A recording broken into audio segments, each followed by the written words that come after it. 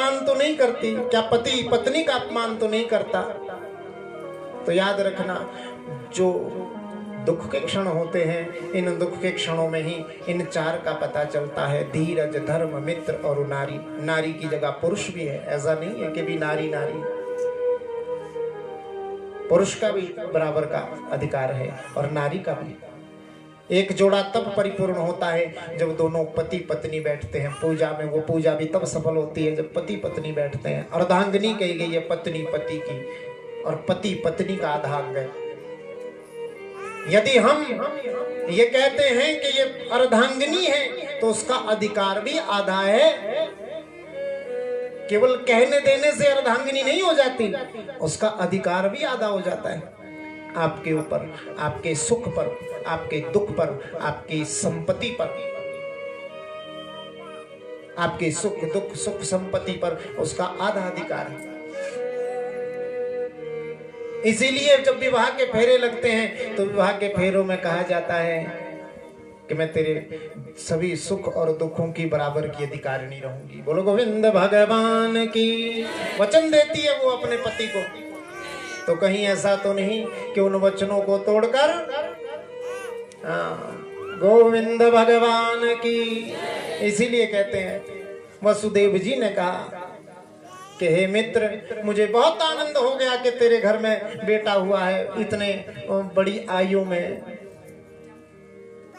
नंद बाबा कहते हैं मित्र, मुझे तो इस बात का कतई सुख तो कहीं ना कहीं पर मुझे इस बात का बड़ा कष्ट हो रहा है कि पुत्र तेरे इतने पुत्र हुए और एक कन्या जो हुई थी सापी दिवंगता, वो भी आकाश में चली गई, ऐसा मैंने सुन रखा है। वसुदेव जी ने कहा इस बात को छोड़, तो ऐसा कर, शीघ्र कर और वापस चला जा। कहां? बोलो गोकुल। तू वापस गोकुल चला जा और शीघ्र कर। मुझे ऐसा लग रहा है कि गोकुल के ऊपर कोई बड़ा भारी कष्ट आने वाला है। बोलो गोविंद भगवान की। कोई बहुत बड़ा कष्ट आने वाला है। नंद बाबा ये जानते थे कि वसुदेव जी कभी असत्य नहीं कहते हैं। अवश्य ही इनके अंतर मन में कुछ ऐसी पुकार कही होगी, इनके अंतर मन में कुछ ऐसा भाव आया होगा जो गोकुल में कष्ट आने वाला है। मित्र को प्रणाम किया, एक दूसरे के पुनः गले मिले। वसुदेव जी वापस चले गए। नंद बाबा भी अपने बैलगाड़ियों पर बैठे, बैलगाड़ी पर बैठे, छकड़ों पर बैठे। सारे के सारे ग्वाल बाल शीघ्र आती शीघ्र ग्वाल बालों से कहा कि शीघ्र चलो, मुझे लगता है कि गोकुल के ऊपर कोई कष्ट आने वाला है, मेरा मित्र मुझसे कह रहा था। बैठ गए और जितनी देर से, जितने में ये नंद बाबा पहुंचते गोकुल, उससे पहले के कंसेन प्रहिता घोरा पूतना बाल घातिनी शिशु शंकार निघ्नन्ति पुरग्राम प्रजादिषु। जितनी देर में ये नंद बाबा पहुंचते वापस, उससे पहले कंसे प्रहिता घोरा, कंसेन कंस के द्वारा भेजी गई एक घोर राक्षसी उस नंद भवन के बाहर पहुंच गई। ये पूतना जैसी आकाश मार्ग से जा रही थी, छोटे छोटे बच्चों को मारती हुई। पूतना, पूत किसे कहते हैं? पूत कहते हैं पवित्र को। बच्चों को क्या कहते हैं? आप लोगों की शायद घनाटी वाली इस तरफ को भाषा में पूत कहते हैं, पूत कहते हैं। तो पूत का मतलब क्या? पूत का मतलब होता है पवित्र, इनोसेंट, सबसे जो पवित्र है, जिसके मन में कोई राग नहीं, कोई द्वेष नहीं, किसी के प्रति कोई छल नहीं, किसी के प्रति कोई कपट नहीं, इसीलिए उसको पूत कहा जाता है, पवित्र कहा जाता है। सबसे पवित्र बालक, छोटा बच्चा, अर्थात जो छोटे छोटे पवित्र बच्चों को अपवित्र करती है, मारती है, वही पूतना। इसने आकाश मार्ग से देखा कि बहुत बड़ा ये नंद रानी का महल है। इस महल के बाहर बहुत सी दास दासियां गोप ग्वाल गाले गा रहे हैं कि नंद भर आनंद भयो जय कन्हैया लाल की। क्या आनंद हुआ है भैया? हो ना हो, ये बहुत बड़ा कोई घर है, सेठानी है, इसके घर में अवश्य कोई पूत हुआ होगा, इसके घर में अवश्य कोई बालक हुआ होगा। तो मेरा नाम तो पूतना है, मैं कैसे बालक होने दे सकती हूँ? धरती पर उतर गई नीचे नंद भवन के बाहर, और ऐसा सुंदर स्वरूप इसने बनाया, बड़ा सुंदर स्वरूप बनाया। ऐसा वर्णन आता है। सुखदेव महाप्रभु कहते हैं कि इतनी सुंदरी ये बन गई, अपना रूप इसने ऐसा परिवर्तित कर दिया मानो साक्षात लक्ष्मी नंद भवन के बाहर उतर गई हो। नंद भवन के बाहर साक्षात लक्ष्मी उतर गई हो। परीक्षित ऐसा प्रतीत हो रहा है, क्योंकि नंद बाबा जितना दान करते थे उससे 2 गुना उनके कोषागार में बढ़ जाता था। ऐसा लगता था परीक्षित कि नंद भवन में साक्षात लक्ष्मी क्रीड़ा कर रही है। तो जैसे ही ये उतरकर जैसे ही ये जाने लगी, आगे बढ़ने लगी, गोपियों ने इसे देखते ही रास्ता दे दिया। महाराज बोलो गोविंद भगवान की। इसको देखते ही क्या दे दिया? रास्ता। जैसे कोई मंत्री आ जाए, कोई बड़ा आदमी यहाँ पर आ जाए तो आप लोग उठ के उसको रास्ता दे देंगे, है ना? तो ऐसा ही सुखदेव महाप्रभु कहते हैं कि जो बात वेश से बनती है, भेष आपका जो आपने वेशभूषा धारण कर रखी। अच्छा उदाहरण से समझो, ऐसे समझ नहीं आएगी बात। शास्त्री जी आपके आसपास कहीं पड़ोस में शादी हो रही हो, आपको निमंत्रण ना हो। आप सभी भी सुनो, आपके आसपास कहीं शादी हो रही हो, निमंत्रण आपको ना हो, और वहां से खुशबू आ जाए चाउमीन की, गोलगप्पे की, बर्गर की, रात का हो समय, आप कहीं जा ना सके, तो फिर कैसे जाओगे वहां गोलगप्पे खाने? कैसे जाओगे वहां चाउमीन खाने? नहीं जाओगे। तब कौन सी आपकी बड़ी बात? अरे भैया जाओ भी, आपका सामान भी पूरा हो, चाउमीन खाओ, हाथ पहुंच के आ जाओ। हमसे पूछो, फिर हम बताते हैं आपको कैसे जाना है। हाँ, इसीलिए बैठे हम यहाँ पर। आपने ऐसा करना है, अपनी पत्नी से कहना है, पत्नी देवी जी, पत्नी कहेगी जी बोलो, गोलगप्पे खाओगी? पत्नी कहेगी जी खाएंगी। तो बस अपनी पत्नी से कहना कि तेरे पिता ने जो सूट दिया ना तेरे को, बस वो पहन ले, और जो तुझे दहेज में बहुत सारे जो हार मिले हैं, सोने का नेकलेस मिला है, उसको पहन लेना, और खूब पहन के बढ़िया एक घूंघट ऐसे आगे तक चुन्नी डाल लेना, शक्ल नहीं दिखनी चाहिए। और आपने भी करना ऐसे, आपने भी ऐसे करना, खूब बढ़िया सूट पहना, अपने बूट पहने, अपने एक दोस्त को फोन करना जिसके पास थार हो, बोलो गोविंद भगवान की, और शादी वाली अंगूठी निकाल लेना सोने की, कोई अपनी हो पड़ी हुई तो वो भी डाल लेना, और बढ़िया थार पे चढ़ो और उतरो उसके आंगन में। अब जैसे ही उतरोगे, लड़की वाले सोचेंगे कि लड़के वालों की तरफ से आए, लड़के वाले सोचेंगे कि लड़की वालों की तरफ से आए। अंदर जाओ, कोई पूछेगा नहीं, चाउमीन खाओ, हाथ पहुंच के चले आओ। गोविंद भगवान की। स्वागत भी पूरा होगा, आओ भगत करेंगे, कोई पूछेगा भी नहीं आपसे, किसकी हिम्मत होगी? क्योंकि जब बहुत बढ़िया सूट बूट पहन रखा होगा, कोई नहीं पूछता। फिर सुखदेव महाप्रभु ऐसे ही कह रहे हैं यहाँ पर कि जब उसने ऐसा सुंदर वेश धारण किया ना, तो उसको किसी ने पूछा नहीं। तो हे परीक्षित, के विद्या वपुषा वाचा, सुनना बात को, के विद्या वपुषा वाचा वेशेण विभवेन च, और वकारे पंचभीर्युक्ते नरो याति महानतम। व्यक्ति महान होता है 5 चीजों से, 5 प्रकार के वकार से। विद्या, विद्या ऊंची हो तो महान हो जाएगा, और वपुषा, शरीर बड़ा हो तो महान हो जाएगा। खली जैसे महाराज, कितना बड़ा शरीर है, कैसे पहलवान बन गया, कहाँ पहुंच गया, शरीर बड़ा हो। वपुषा, और वाचा, वाणी, वाणी आपकी इतनी प्रखर हो कि आप छोटे मोटे को तो महाराज किनारे कर दो, IAS IPS दूर ही रहे, आपकी वाणी में इतनी ताकत हो। और वेशेण, आपका वेश, आप इतने सुंदर हो महाराज, आपने सुंदर वस्त्र धारण कर रखे हैं, बड़ा सुंदर वेश बना रखा।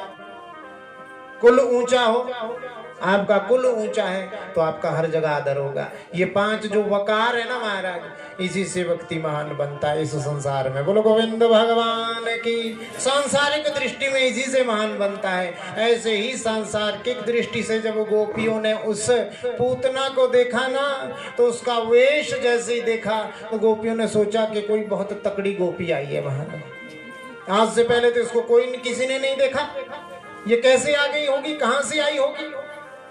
एक गोपी ने कहा ये तो लक्ष्मी लग रही है, बोले हाँ, हमको भी लक्ष्मी लग रही है। बोले क्यों? क्योंकि नंद बाबा इतना लुटा रहे हैं इनके आंगन में और इनके कोषागार में, कहाँ से आ रहा है इतना? हमें लगता है कि ये लक्ष्मी इनको दी जा रही है। बोलो गोविंद भगवान की। हो ना हो, अवश्य ये लक्ष्मी होगी। दूसरी गोपी कहने लगी लक्ष्मी बक्ष्मी कुछ नहीं। बोले तो फिर ये बड़े लोग हैं, इनके रिश्तेदार भी बड़े ही होंगे महाराज। नंद बाबा बड़े आदमी हैं, यशोदा भी बड़ी है, इनके रिश्तेदार भी कोई दूर की गोपी होगी। सबने रास्ता दे दिया, सीधी पहुंची कहाँ? जहां पर बैठी थी यशोदा महारानी। यशोदा के पास नीचे जाकर ये बैठ गई। और यशोदा की बेचारी की हिम्मत नहीं हुई कि ये पूछ सके कि गोपी तुम कौन हो। बोलो गोविंद भगवान की। ऐसा ही होता है ना, जब कोई आपका वेश बड़ा हो, वह पूछा आपके पास कोई आया हो जिसका ठीक ठाक, और वो आपसे कह दे कि और कैसे हो, और आप उसे पहचान ना पाओ, आपकी हिम्मत नहीं होगी उससे पूछने की कि मैंने पहचाना नहीं, आप बोल ही नहीं पाएंगे। ऐसे ही वो भी पहुंची, यशोदा मैया से कहा अरे यशोदा मैया पहचाना। यशोदा ने मन में सोचा कि अगर ना करती हूँ तो इसको बुरा लग जाएगा, इसलिए इसको इतना ही कहती हूँ हाँ हाँ हाँ पहचाना तो है। अब जैसे ही पहचाना तो है, पहचाना तो है कहा, बातें करने लगी। यशोदा कैसी है तू? यशोदा ने कहा मैं तो ठीक हूँ। और तेरा लल्ला कैसा है? वो पलने में लेट रहा है, वो पलने में सोया हुआ है। कुछ लोग हमसे पूछते हैं कि कभी ऐसा भी हो सकता है कि यशोदा महारानी के आंगन में कोई गोपी आए और वो यशोदा महारानी से कहे कि मैं तेरे बालों को दूध पिलाती हूँ। ऐसी कौन सी माँ है जो ये कहेगी कि हाँ तू मेरे बच्चे को दूध पिला दे? पुराना समय कुछ और था, वो भी अपने जान के पहचान के लोगों से कहा जाता था, भाभी से कहा जाता था, कोई घर में कोई ऐसी प्रसूता स्त्री है उससे कहा जाता था कि दूध पिला दे बालक को। लेकिन कोई अनजान को कोई किसी को कह सकता है कि मेरे बच्चे को दूध पिला? तो फिर माँ यशोदा कैसे मान गई कि कृष्ण को ये दूध पिलाएगी? कैसे मान गई? तो यहाँ पर ऐसा वर्णन आता है गर्ग संहिता में कि जैसे ही यशोदा महारानी ने कहा कि पलने में लेटा हुआ है, तो इस पूतना ने मन में सोचा कि इसको दूध कैसे पिलाऊं। तो जैसे ही ये पूतना खड़ी हुई, खड़े होकर जैसे ही देखा, क्या देखा कि करार बिंदे नपदार बिंदम मुखार बिंदे विनिवेशयंतम वटस्य पत्रः सपुटे शयानम बालम मुकुंद मनसा स्मरामि। भगवान ने, बाल मुकुंद ने अपना वो स्वरूप धारण कर रखा था जो प्रलय कालीन के समय में मार्कंडे ऋषि ने जिस माया के दर्शन करते हुए बट के वृक्ष के पत्ते के ऊपर लेटे हुए एक छोटे से बालक को अपने पैर का अंगूठा चूसते हुए देखा था, आज वही दर्शन पूतना को भगवान ने दिए। बोलो गोविंद भगवान की। छोटे से लल्ला, छोटे से नंद लाला अपने पलने में लेटे हुए हैं और अपने पैर का अंगूठा अपने मुख में डाल रखा है और पैर का अंगूठा चूस रहे हैं महाराज। बोलो गोविंद भगवान की। पैर का अंगूठा चूस रहे हैं। अब जैसे ही पूतना ने देखा, पूतना के मन में कौतूहल जागा, ये अच्छा बहाना मिला। पूतना ने कहा हाय हाय देख यशोदा, तेरो लल्ला तो बड़ो भूखो है, तो इसको दूध नहीं पिलाती? यशोदा कहती पिलाती हूँ। अरे तू नहीं पिलाती, मुझे नहीं लगता है कि तू अपने बालक को दूध पिलाती होगी, क्योंकि इतनी बड़ी उम्र में तेरे लल्ला हुआ है, बालक हुआ है, तुझे तो दूध पिलाना ही नहीं आता। मैं बताती हूँ तेरे को कि बच्चे को कैसे दूध पिलाया जाता है, मैं बताती हूँ। यशोदा महारानी ऐसी भी मोहित हो गई उसकी बातों में कि कुछ कह ना सकी। कुछ भगवान की माया थी। भगवान को अपनी गोदी में जैसे ही उठाया, उठाकर जैसे ही अपने छाती से लगाया, अपने हृदय से लगाया, जैसे ही भगवान को ये पूतना अपना स्तनपान करवाने लगी, ये अपने स्तनों में कालकूट नाम का एक विष लगाकर आई थी। ऐसा भी वर्णन आता है गर्गादि संहिताओं में। जब ये पूतना नंद भवन के द्वार पर पहुंची थी ना, तो इस पूतना को आकाशवाणी के माध्यम से सब ज्ञात हो गया था। ये पूतना सब जान गई थी। आकाशवाणी ने कहा था कि पूतना तो जिसे मारने आई है वो कोई साधारण व्यक्ति नहीं, वो कोई साधारण बालक नहीं, वो साक्षात पार ब्रह्म परमेश्वर है। यदि तू जाएगी तो अवश्य ही तेरी मृत्यु हो जाएगी। तो इस पूतना ने सोचा था कि यदि मैं वापस जाती हूँ तो कंस के हाथ मर जाऊंगी, और यदि वापस नहीं जाती तो इसके हाथों तर जाऊंगी। बोलो गोविंद भगवान की, तर जाऊंगी मैं। तो आज इस पूतना ने जैसे उस बालक को उठाया, अपनी छाती से लगाया, नन्हे से गोपाल को अपने हृदय से लगाया, जैसे स्तनपान करवाया, ठाकुर जी ने भी जैसे ही ऊपर देखने का प्रयास किया, सोई ठाकुर जी ने अपनी आंखें बंद कर डाली। संतों के यहाँ बड़े भाव है कि क्यों भगवान ने अपनी आंखें बंद की। तो इसका तात्पर्य इतना सा है, संतों के ये भाव है कि जब भगवान ने आंखें बंद की तो एक भगवान का जो नेत्र है वो सूर्य लोक है, दूसरा नेत्र है चंद्र लोक। अर्थात सूर्य लोक और चंद्र लोक ने अपने दरवाजे बंद कर लिए। ये छोटे छोटे बच्चों को मारती है, इसलिए ना तो ये सूर्य लोक की गति के योग्य है और ना ही चंद्र लोक की गति के योग्य है। कुछ संत कहते हैं कि भगवान ये सोचने लगे कि आया तो हूं दुष्टों को मारने, आया तो मैं दुष्टों को मारने हूं, लेकिन पर शायद इसका प्रारंभ मुझे पूतना से ही करना पड़ेगा। मन में सोचने लगे भगवान के पूर्व अवतार में भी स्त्री को ही मारा था, अर्थात स्त्रीत्व में छुपे हुए दैत्यों का वध किया था, और इस अवतार में आकर भी पूतना से ही शुरुआत करनी पड़ेगी। तो मन में सोचा, आंखें बंद करके भगवान का स्मरण करने लगे, शंकर भगवान भोले बाबा का स्मरण करने लगे। बोलो शंकर भगवान की। अर्थात शंकर भगवान से स्मरण करते हुए कहने लगे कि भोले बाबा, इस पूतना का मुझे उद्धार करना है, आप शीघ्र आकर ये विष पीने का काम तो आपका है, इस विष को पी जाओ और दुग्ध मेरे लिए छोड़ दो, क्योंकि मैं तो दूध और माखन ही पीने आया हूँ। बोलो गोविंद भगवान की। और एक सबसे प्यारा भाव है कि वेदों की आज्ञा है कि भद्रम कर्णे विष्णुयाम देवा भद्रम पश्येमाक्षभिर्जत्राः। अर्थात हम लोगों को अपनी आंखों से भद्र देखना चाहिए, अच्छा देखना चाहिए, अपने कानों से अच्छा सुनना चाहिए। अर्थात भगवान ने इस वेद की वाणी को सत्य करने के लिए अपनी आंखें बंद कर ली, क्योंकि ये पूतना छोटे छोटे बच्चों का वध करने वाली है, इसलिए इसका दर्शन भी नहीं करना चाहिए। बोलो गोविंद भगवान की। ऐसी गोद में लिया, स्तनपान करवाने लगी। और परीक्षित के गाढ़म कराभ्याम भगवान प्रपीडयन प्राणी समम रोष समन्वितो पिबत। भगवान ने गाढ़म कराभ्याम अपने हाथों से उस पूतना के स्तनों को जोर से दबाया। पहले तो उसके संपूर्ण विष को पी गए, फिर उसके दुग्ध को पान करने लगे, और अंत में जब विष भी समाप्त हो गया और दूध भी समाप्त हो गया, भगवान उस पूतना के प्राणों को ही खींचने लगे। मर्म स्थानों पर जब वेदना हुई तो चिल्ला उठी पूतना, कहने लगी कि मुंच मुंचम मलिमिति प्रभाषिणी निष्पीड्यमाना अखिल जीव मर्मणि। कह रहे मुझे छोड़ दे, मुझे छोड़ दे, ये तूने मुझे क्यों पकड़ लिया, मुझे वेदना हो रही है। मौसी जी, हमें तो पकड़ना ही आवा है, छोड़ना तो हमको आवा ही ना महाराज। हमें तो सिर्फ पकड़ना आता है, जिसे हमने एक बार पकड़ लिया उसे मैं कभी दोबारा छोड़ता नहीं। और जब बहुत अधिक वेदना इसे होने लगी, विकराल रूप इस पूतना ने धारण कर लिया। और जैसे ही उस विकराल रूप को माँ यशोदा ने देखा तो हृदय पर बड़ा आघात लगा। सोचने लगी कि इस राक्षसी के हाथों में मेरा बालक कैसे। आकाश में उड़ गई ये पूतना, और आकाश में उड़ते ही जब अंत में भगवान ने इसके संपूर्ण प्राणों का चोषण कर लिया तो ये पूतना आकाश मार्ग से धरती पर गिर गई। बोलो गोविंद भगवान की। धड़ाम से जमीन पर गिर गई और भगवान ने उस पूतना का भी उद्धार कर दिया। और ऐसा वर्णन आता है, 6 कोस की भूमि थी ना ब्रज की, उस गोकुल की जो 6 कोस की भूमि थी, 6 कोस की भूमि पर जितने भी वृक्ष थे, पेड़ थे, पौधे थे, वो सब समाप्त हो गए महाराज। 1 कोस होता है 3 किलोमीटर का। अब अंदाजा लगा लो, ये 6 कोस की अर्थात 18 किलोमीटर का लंबा इसका शरीर था।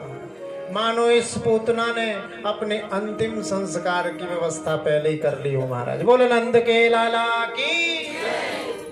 और आज इस पोतना ने जब सारे बाग बगीचे तोड़ दिए, ऐसा वर्णन आता है कि पूर्व जन्म में ये राजा बलि की पुत्री रत्नमाला थी। जब राजा बलि से वामन अवतार में भगवान ने 3 पग भूमि मांगी, जब 2 पगों में पूरी त्रिलोकी को नाप दिया, अंत में राजा बलि के मस्तक पर ऊपर पैर रखा, तो जब ये वामन रूप में छोटे से रूप में आए थे तो इस रत्नमाला ने मन में कामना की थी कि यदि ये बालक मेरा होता, इतना प्रिय बालक बच्चा यदि मेरा होता तो मैं इसे अपना दूध पिलाती। लेकिन जब भगवान त्रिविक्रम हो गए, बड़े हो गए, तो इसने मन में सोचा कि ऐसे बालक से अच्छा तो मैं ऐसे बालक को जहर पिला दूंगा। भगवान ने कहा कि तेरे दोनों भाव पूर्ण होंगे। तो इसी जन्म में ये अवतार जन्म में ये पूतना बनकर आई। एक रूप में भगवान ने दूध पिया और एक रूप में भगवान ने इसका विष पिया। बोलो गोविंद भगवान की। और जैसे ही भागे भागे नंद बाबा भी, जैसे ये पूतना गिरी न मारे, वैसे ही नंद बाबा भी पहुंच गए। अब जैसे ही नंद बाबा पहुंचे, माँ यशोदा, ग्वाल बाल गोपी सब पहुंचे।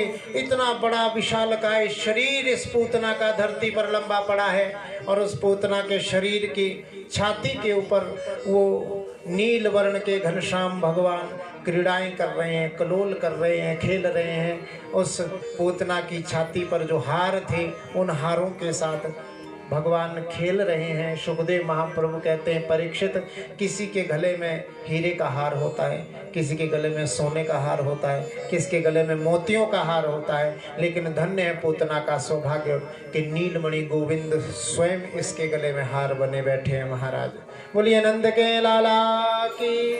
अब उतारा भगवान को नीचे, उतार कर वापिस ले गए। पूर्णमासी पुरोहिताइन घर में पहुंची। पूर्णमासी पुरोहिताइन ने कहा, जो शंकर भगवान की बड़ी भक्तानी थी, पूर्णमासी पुरोहिताइन ने कहा, अरे यशोदा, तेरे लाला को नजर लग गई है पूतना की। अब ऐसा कर, अब तो इसको झाड़ा देना पड़ेगा। होता ही है ना, माताओं को बड़ी चिंता होती है इस बात की कि हमारे बच्चे को कहीं नजर ना लगे। कभी लून, कभी नमक, कभी मिर्च घुमाती हैं, उसके सिर के ऊपर से, बालक के सिर के ऊपर से घुमाती हैं, से झाड़ा देती हैं। लेकिन भागवत जी में बड़ा विचित्र झाड़ा दिया गया भगवान को। ऐसा झाड़ा किसी को नहीं दिया गया। बोलो गोविंद भगवान की। बूढ़ी पुरोहितान पूर्णमासी आई, उठा के लल्ला को उठाया, पाछे पाछे मैया चले। मैया पूछ रही है, माँ पुरोहिताइन मौसी कहाँ ले जा रही हूँ? अरे अब देख, तेरे को बताती हूँ, तेरे बालक को यदि नजर लगे तो क्या करना। छोटे से बालक को, अपने नंद के लाल को उठाया और सबसे पहले गौशाला में ले गई। कहाँ ले गई? गौशाला में। सुनो ध्यान से, जयकारा लगाओ, बोलो गोविंद भगवान की। गौशाला में ले गई और गौशाला में ले जाते ही गौ माता के पूंछ के पास बैठ गई और पूंछ के पास बैठी, गौ माता की पूंछ पकड़ ली। महाराज लात मारने वाली नहीं थी, शरीफ गाय थी। अब जैसे ही पूंछ पकड़ी, पूंछ पकड़कर झाड़ा दे रही है पूर्णमासी पुरोहिताइन। और क्या कह रही है कि इंद्रियाणि ऋषिकेशा प्राणा नारायणो वतु श्वेत दीपा पतिश्चित्तम मनो योगेश्वरो वतः। भगवान के नाम से ही भगवान को झाड़ा दे रही है। कड़ंत पातु गोविंदम शयनम पातु माधव, कि मेरे बालक की रक्षा, इंद्रियों की रक्षा ऋषिकेश भगवान करें। मेरे इस बालक की, यशोदा के इस बालक की रक्षा, इसके प्राणों की रक्षा नारायण करें। श्वेत द्वीप के निवास करने वाले भगवान मेरे इस बालक के चित्त की रक्षा करें और मन की रक्षा योग योगेश्वर भगवान करें। खेलते हुए मेरे बालक की रक्षा गोविंद करें और सोते हुए मेरे बालक की रक्षा माधव करें। भगवान ने सोचा, मेरे ही नाम से मेरे को झाड़ा दे रही है। देखो तो कैसा। और क्या किया? पंचगव्यम स्नापयेत, पंचगव्य बनाया। और पंचगव्य जानते हो ना, गौच, गौमूत्र जिसको बोलते हैं, गौमूत्र, गोबर, दूध, दही और घी, गाय की इन 5 चीजों से पंचगव्य बनाया और पंचगव्य से ठाकुर जी को स्नान किनो। महाराज स्नान करने के पश्चात भगवान सोचने लगे कि मेरे ही नाम से मेरे को झाड़ा दे रही है, देखो कैसा है। और माताएं बहनें सुने, आए बुलाए बच्चे को लग जाती है कभी कभी। कभी कभी बच्चा रोना ही छोड़ता, बहुत रोता है। माँ बड़ा प्रयास करती है कि बालक चुप हो, लेकिन बालक चुप नहीं होता। तो उसका उपाय हम बताते हैं आपको। भागवत जी में सब कुछ प्राप्य अप्राप्य नहीं है, भागवत में सब कुछ प्राप्य है। भागवत जी में लिखा गया कि जिस बालक को ऐसी कोई आय बलाए लगे तो सबसे पहले गौशाला में जाओ। अब स्नान करवाना थोड़ा मुश्किल है तो पंचगव्य से हल्के से छींटे लगाओ बालक। जैसे नारायण का कष्ट गौ माता के उससे दूर हुआ ना, ऐसे हमारे बालक का कष्ट भी दूर हो जाएगा। और श्रीमद् भागवत महापुराण के 10वें स्कंद के पूर्वार्ध के अध्याय 5 और उसका भी 24, 25, 26, 27 और 28वां और 29वां श्लोक लिख लेना, नोट कर लेना। जिसको चाहिए होगा हमसे आकर ले जाना। बोलो गोविंद भगवान की। 10वें स्कंद के पूर्वार्ध का अध्याय 6 का 23वां, 24वां, 25वां, 26वां, 27वां, 28वां, 29वां श्लोक। इन श्लोकों का उच्चारण करो। बच्चे को पंचगव्य का छींटा लगाओ। गौ के पास जाओ। गाय की पूंछ से, पहाड़ी गाय हो, जर्सी गाय से नहीं बननी बात। फिर मेरे को ही बोलोगे कि पंडित जी ने झूठ जपा महाराज। बोलो गोविंद भगवान की। झाड़ा लगाओ और इन श्लोकों का उच्चारण करो। प्रश्न गर्भम ते बुद्धिमात्मन भगवान पर। ऐसे श्लोक है, इतने प्यारे श्लोक है महाराज। जब आप इनका उच्चारण करोगे आपको लग जाएगा पता, और कहीं जाने की आवश्यकता नहीं। भगवान कहने लगे, मन में सोचने लगे कि मेरे ही नाम से मुझको झाड़ा दे रही है। भक्त कहते हैं कि कहूं कहां लगी नाम बड़ाई, और राम न सकही नाम गुण गाई। भगवान भी नहीं जानते कि उनके नाम की महिमा कैसी है महाराज। राम से बड़ो बोलो राम को नाम। बोलो सियावर रामचंद्र भगवान की। जब भगवान श्री राम समुद्र पर सेतु बांध रहे थे, सभी प्रयास कर रहे हैं कि अब अपना प्रयास सभी कर रहे हैं, सेतु बांध रहे। नल नील की सहायता से समुद्र पर सेतु बांधने का प्रयास कर रहे हैं। प्रयास करते करते सभी लिखते हैं क्या? शिला पर लिखते हैं। बोलो क्या लिखते हैं? जोर से बोलो राम। सिर्फ राम ही नहीं लिखते, राम जी के आगे भी लिखते हैं कुछ। क्या लिखते हैं? श्री राम। क्या लिखते हैं? श्री राम। और श्री राम लिखा और उन पत्थरों को जल में डालते तो वो पत्थर तैर जाते हैं। भगवान ने सोचा कि सब सहायता कर रहे हैं मेरी, और भगवान ने मन में विचार किया कि मैं भी पत्थर को उठाऊं और इस जल में डालूं। भगवान क्या करते हैं? उठाते हैं पत्थर को, अपना नाम लिखते हैं, खुद नाम लिखते हैं। जैसे ही समुद्र में पत्थर डालते हैं वो पत्थर डूब जाता है। सब डालते हैं, भगवान का नाम लिखते हैं, पत्थर तैर जाते हैं। पर जब राम जी स्वयं अपना नाम लिखकर डालते हैं फिर भी वो पत्थर डूब जाता है। भगवान ये सोचने लगे कि ये कैसे संभव है। निराश हो गए भगवान और एक तरफ किनारे में जाकर मन में सोचने लगे कि मैं तो कोई सहायता ही नहीं कर पा रहा, मैं क्या करूं। फिर मन में सोचा, वापस आए, मन में सोचने लगे कि शायद मैं बिना नाम के डालूं, तो बिना नाम के भी डालते हैं फिर भी डूब जाते हैं। किसी भी प्रकार से जब भगवान पत्थर डालते हैं तो वो पत्थर तैर नहीं पाते। एकांत में जाकर राम जी मन में ये सोचने लगे कि मैं तो इस पुल बनाने में कोई सहायता भी नहीं कर पा रहा, मैं कितना अभागा हूं। तो हनुमान जी से रहा नहीं गया, क्योंकि हनुमान जी की दृष्टि से एक क्षण के लिए भी श्री राम यदि अदृश्य हो जाएं तो मन में कौतूहल जाग जाता था। हनुमान जी राम जी को ढूंढने इधर उधर जाते हैं, समुद्र के किनारे देखते हैं राम जी को बैठे हुए। तो राम जी क्या कर रहे थे कि कंकर उठा रहे थे, समुद्र में डाल रहे थे।